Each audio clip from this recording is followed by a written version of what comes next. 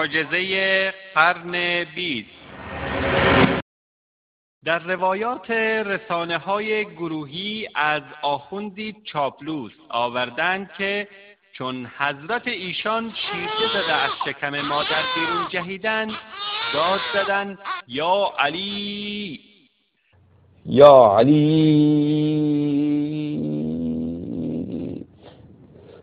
یا علی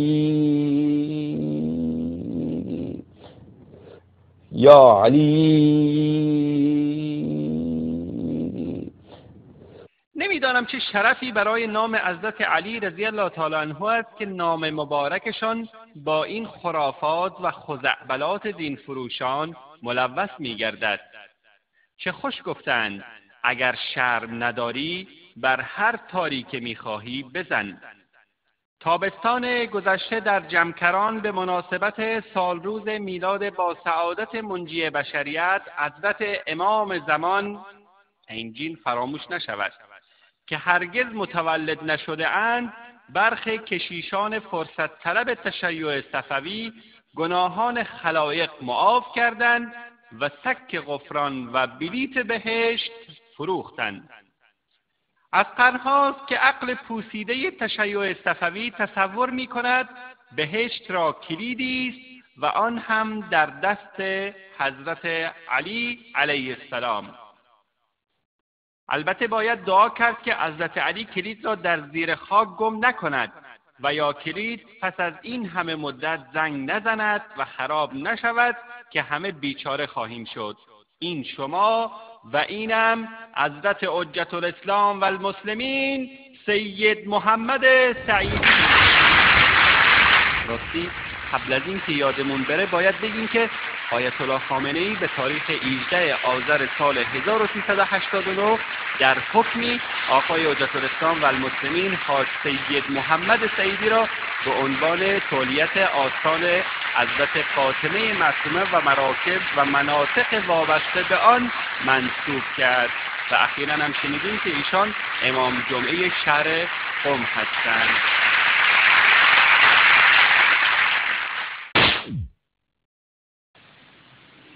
خواهر مقام معظم رهبری یه خواهر ناتنی دارن، الان در قم هستشون.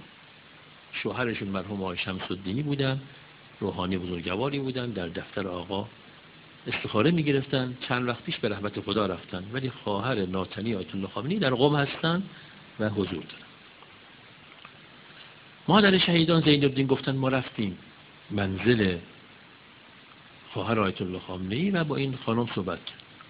این خواهر ناتنی آیت الله خامنه‌ای به مادر شهید زین‌الدین این جمله رو گفتن: وقتی که مادر رهبر معظم انقلاب حامله شدن به رهبر عزیز،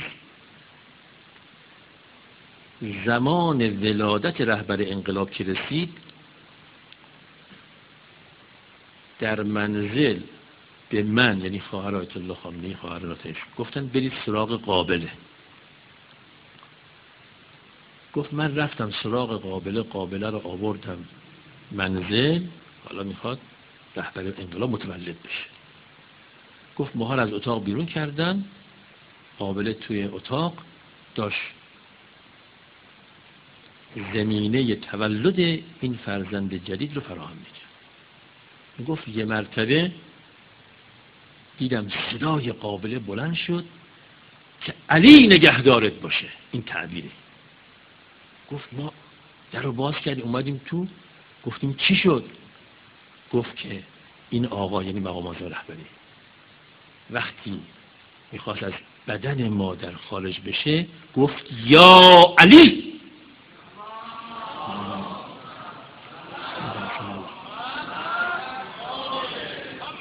گفت تا این کلام رو شنیدم قابله گفت علی نگهدارت باشه. این داستان نقد این تموم شد.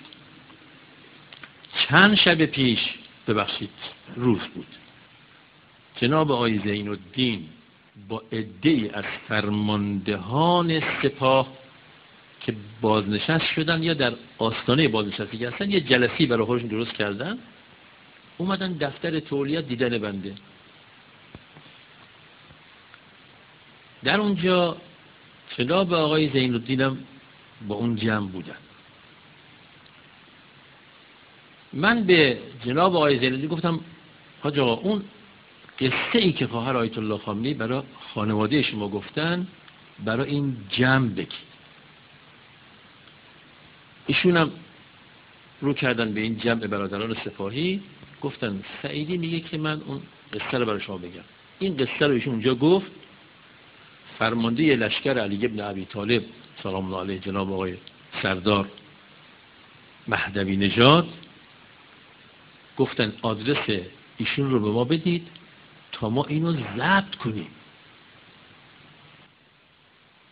مردم، رهبر شما کسی است که با ورودش یا علی گفت و در طول زندگی یا علی گفت و تو حزب اللهی باید تا ابد پشت سر این رهبر یا علی بگویی. الله عزوجل میفرماید ولا تدع من دون الله ما لا ينفعك ولا يضرك فإن فعلت فإنك إذا من الظالمين.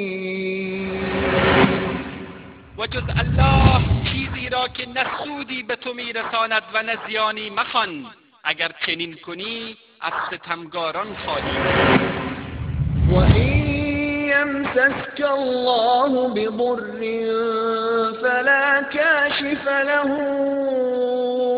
إلا هو وإن يردك بخير فلا راد لفضله يصيب به من يشاء من عباده وهو الغفور الرحيم. و اگر الله برای امتحان یا سزای گناه زیانی به تو رساند، هیچ کس جز او آن را برطرف نمی سازد و اگر اراده خیری برای تو کند، هیچ کس مانع فضل او نخواهد شد. آن را به هر کس از بندگانش بخواهد میرساند و او غفور و رحیم است. در آیه کریمه می آید ولا تدعو، نهی است، یعنی خداوند تبارک و تعالی نهی می کند و شامل انواع دعا می باشد، هم دعای مسئلت و خواستن و هم سایر عبادت ها را در بر می گیرد. من دون الله، فرق نمی کند چه غیر الله مستقلا مورد پرستش و استغاثه قرار بگیرد یا در کنار الله عزوجل غیر الله را نیز به فریاد بخوانند. ما لا ينفعك ولا يضرك، کلمه ما عام است و هر کس یا چیزی را که مشرکین صدا میکنند و از او کمک میخواهند شامل میشود، چه فرشته‌ای یا پیغمبری یا ولی یا امامی یا بتی یا پیری یا چوب و سنگی یا قبری باشد، هیچ کدام مالک نفع و ضرر نیستند. همچنین فرموده است ومن أضل ممن يدعو من دون الله من لا يستجيب له إلى يوم القيامة وهم عن دعائهم غافلون.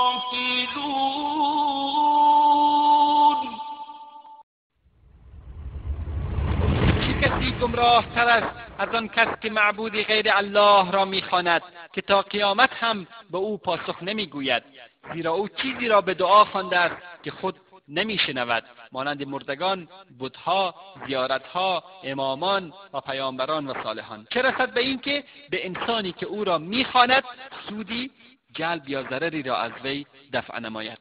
نه فقط آنان را اجابت نمیگویند بلکه حتی از دعایشان کاملا بیخبرند و صدای آنها را هیچ نمیشنوند.